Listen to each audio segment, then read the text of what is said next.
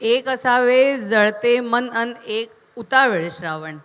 एक असावे जळते मन अन एक उतावेळ श्रावण. याचा अर्थ असा की आलो गजले काठी आपण. याचा अर्थ असा की आलो गजले काठी आपण. प्रशांत दादाचा शेर आहे. म्हणजे गझल साधना जीवनगौरव पुरस्कार मिळण्यासारखं एका शेरामध्ये सगळं आले दादांच्या.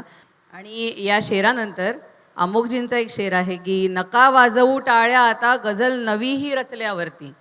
नका वाजवू टाळ्या आता गझल नवीही रचल्यावरती. उरेल सारे गीत गझल ही चिताच माझी जळल्यावरती. उरेल सारे गीत गझल ही चिताच माझी जळल्यावरती. अमोघजी. कोणास मी पुसावा, कोणास मी पुसावा रस्ता चिरंजीवाचा. कोणास मी पुसावा रस्ता चिरंजीवाचा. आत्म्यास न्यात व्हावा पण मार्ग संचिताचा. साऱ्या जगात आहे, साऱ्या जगात आहे का शाश्वती कुणाची. साऱ्या जगात आहे का शाश्वती कुणाची.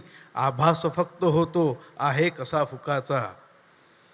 नाही कुणीच येथे, नाही कुणीच येथे अमरत्व लाभलेला.